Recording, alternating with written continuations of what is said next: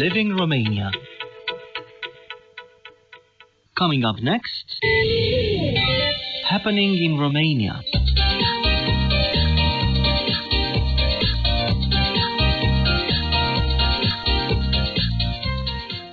Hello and welcome to another installment of Happening in Romania with me, Călin Coțoiu.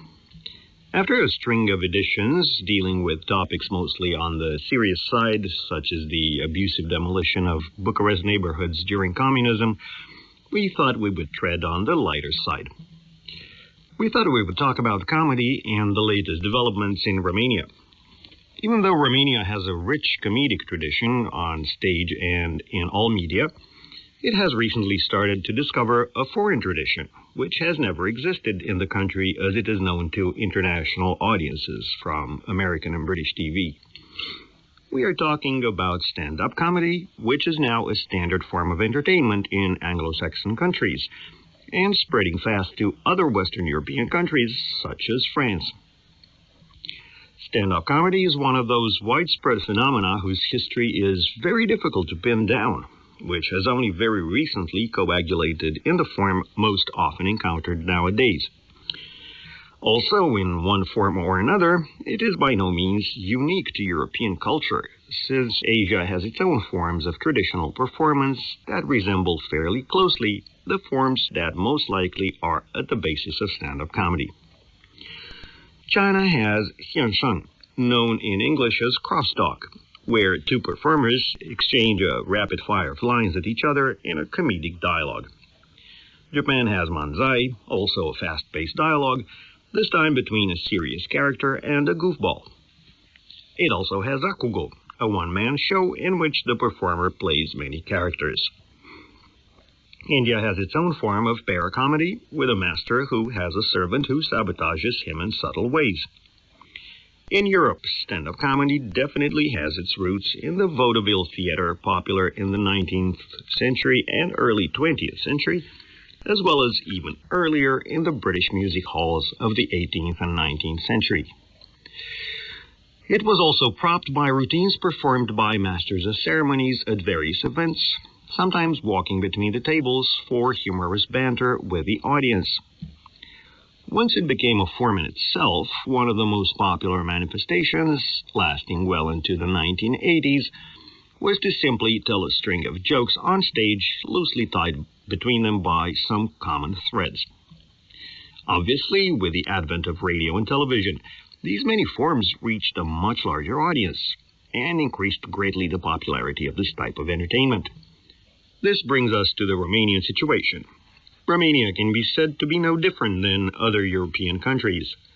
Bucharest has its dedicated vaudeville theater, set up in 1919 by the man who gave it its name, Constantin Tănase, which presents very popular routines where the single performer on stage delivers rhyming jokes, parodies, and satire, half singing the text and punchline.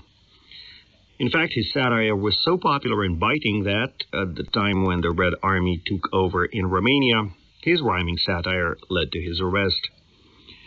It is very likely that he was actually murdered by the new communist authorities, as he expired 2 days after being released from arrest in 1945.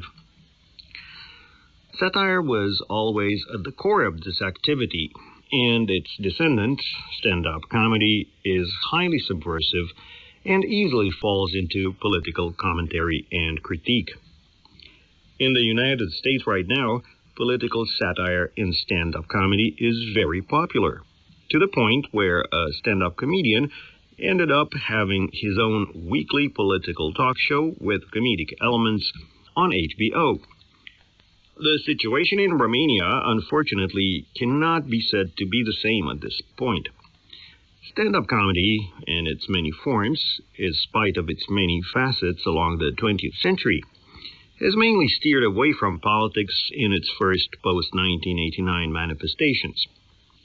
Now the availability of the internet and foreign channels has made this form popular among young people in a precise imitation of American stand-up comedy, but mostly in clubs. However, its popularity has greatly increased with YouTube, where most people, including myself, have made first contact with Romanian live stand-up comedy as seen in clubs.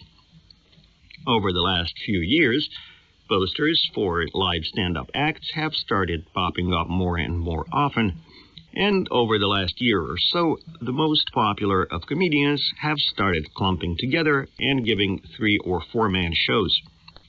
It has to be noted that, just as the format and genre of contemporary stage comedy was copied by Romanian performers, so was the material, with slight adaptations to the Romanian language and context. Also, there was a prevalence of humor based on the open use of the most insulting and crude language. One has to admit, though, that right now comedians have become professional and the material started becoming more and more original. Time permitting, in future editions, we'll look in more detail at this phenomenon, gaining a better understanding of what is happening in Romania.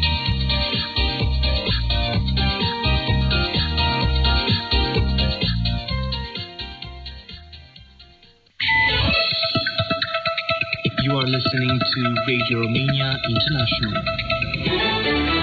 Coming up next, Through the Looking Glass.